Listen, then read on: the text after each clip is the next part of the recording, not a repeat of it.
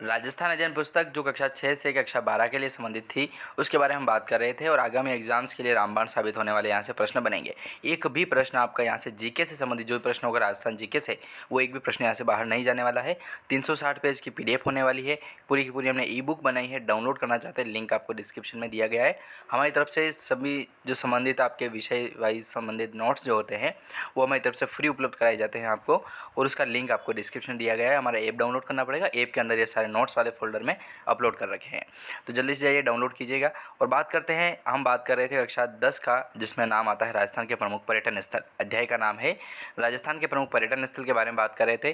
पर्यटन स्थल से संबंधित एक भी प्रश्न आपका यहाँ से बाहर नहीं जाने वाला है, क्योंकि प्रश्न ही हमने इस तरीके के बनाए हैं और वन एंड क्वेश्चन से, ताकि आपका समय भी कम व्यर्थ होगा और कम समय में आप अधिक पढ़ पाएंगे। लेकिन पीडीएफ डाउनलोड करेंगे तो आप अपने स्तर पर पढ़ पाएंगे। दिन के 20 पेज पढ़ो, 25 पेज पढ़ो, तो कुल मिला के एग्जाम से पहले आप ये पूरी बुक पढ़ पाएंगे। ठीक है, चलिए प्रश्नों की ओर बढ़ते हैं और जानने का प्रयास करते हैं कैसे एग्जाम में प्रश्न आएंगे। 50वां महत्वपूर्ण प्रश्न है, हाँ यहाँ से हम शुरू कर रहे हैं। 50वां प्रश्न है कि डूंगरपुर के बेणेश्वर मंदिर का जो निर्माण है दोस्तों, वो किसके द्वारा करवाया गया था। देखो, डूंगरपुर में जो बेणेश्वर मंदिर है, उसका निर्माण जो करवाया गया था, वो मावजी, संत मावजी जो थे दोस्तों, उनकी बेटी के द्वारा किया था। और बेटी का नाम क्या था, तो जनक कुंवरी नाम था दोस्तों। ठीक है, संत मावजी की बेटी जो जनक कुंवरी थी, उन्हीं के द्वारा डूंगरपुर में बेणेश्वर मंदिर का जो निर्माण है, वह करवाया गया था। 51वां प्रश्न आता है कि गलियाकोट दरगाह किस समाज के लिए पवित्र स्थान मानी जाती है। गलियाकोट जो दरगाह है दोस्तों, वह समाज के लिए एक पवित्र स्थान है, लेकिन किस समाज के लिए, तो है वो है बोहरा समाज के लिए। और बोहरा कौन होते हैं, तो मुसलमान होते हैं। तो गलियाकोट जो दरगाह है, वह समाज के लिए, जिसका नाम है बोहरा समाज, उसके लिए वो पवित्र स्थान मानते हैं। अगला प्रश्न देखिए, 52वां नंबर का प्रश्न आता है कि डूंगरपुर के गलियाकोट में किसकी दरगाह स्थित है दोस्तों। वही तो सैयद फ़खरुद्दीन की जो दरगाह है, वह गलियाकोट में स्थित है, और वह स्थित है डूंगरपुर में। तो डूंगरपुर का जो गलियाकोट है दोस्तों, उसमें दरगाह स्थित है सैयद फ़खरुद्दीन की। 53वां प्रश्न है कि गैब सागर झील कहाँ पर स्थित है। तो डूंगरपुर के अंदर जो है, वह गैब सागर झील स्थित है डूंगरपुर में। 54वां प्रश्न आता है कि कालीबंगा सभ्यता स्थल कहाँ पर स्थित है दोस्तों। कालीबंगा जो सभ्यता स्थल है, वह कहाँ पर स्थित है, तो हनुमानगढ़ में स्थित है। कालीबंगा सभ्यता हनुमानगढ़ में स्थित है। 55वां नंबर का प्रश्न है कि भटनेर के किले का निर्माण किसने करवाया था दोस्तों। भटनेर का जो किला है, उसका निर्माण किसके द्वारा करवाया गया था, तो वो क्या था, भूपत भाटी के द्वारा।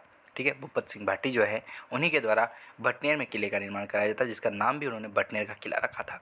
अगला प्रश्न 56वां नंबर का आता है कि बीकानेर के किस शासक ने भटनेर के किले को जीता था दोस्तों।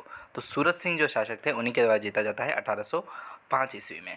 1805 ईस्वी में सूरत सिंह के द्वारा बीकानेर के शासक जो थे, उसका भटनेर का जो किला है, उन्होंने जीता था सूरत सिंह। और निर्माण किसने करवाया था, तो मैंने आपको बताया था भूपत सिंह भाटी के द्वारा, जिसका निर्माण करवाया गया था। ब से भटनेर, भ से भूपत सिंह और ब से भाटी।